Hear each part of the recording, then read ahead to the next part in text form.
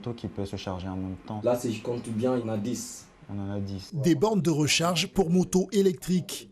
À 31 ans, Azdine Chamsidine se lance à la conquête de nouveaux marchés.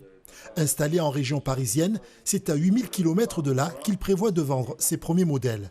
À Mayotte, en fait, il n'y a pas beaucoup de routes. Donc, ce qui fait que quand il y a trop d'embouteillages, ça crée une pollution.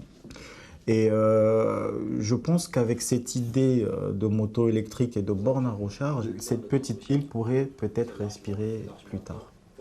Dans les prochaines semaines, ces bornes seront mises à la disposition de 3 communes de Mayotte, son île natale. Mayotte, où nous retrouvons Faoulia Mohammadi. Pour cette scientifique de 34 ans, l'île mahoraise est le terrain idéal pour mener ses recherches. Un des projets, par exemple, est de pouvoir travailler sur les plantes aromatiques et médicinales de Mayotte pour pouvoir en développer des produits cosmétiques ou des produits pharmaceutiques. Elle chapeaute plusieurs projets.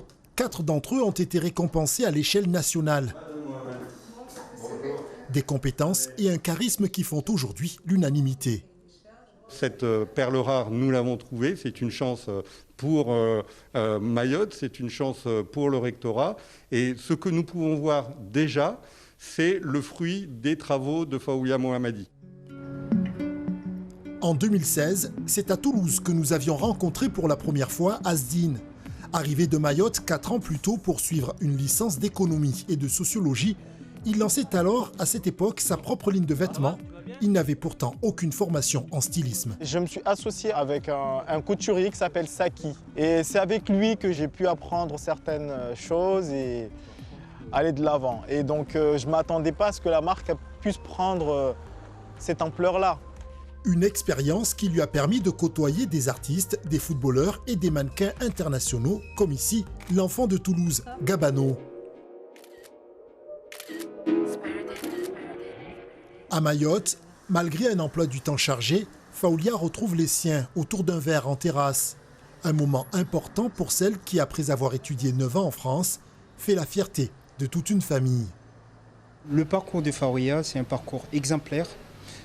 Surtout, ça prouve aux jeunes Mahorais aujourd'hui qui partent à l'extérieur pour étudier qu'en partant de Mayotte, on peut aussi partir pour faire un beau parcours au niveau études et revenir pour contribuer au développement de l'île. Plutôt monter des projets qui puissent servir à la société, mais qui soient aussi d'excellente qualité scientifique. Donc il faudrait qu'on puisse implanter des instituts de recherche. Et je pense notamment à un CHU. De l'ambition, Azdine n'en manque pas. Lui a fait le choix de rester vivre en métropole. Pour autant, le jeune chef d'entreprise n'oublie pas d'où il vient. C'est Mayotte qui a apporté mon éducation.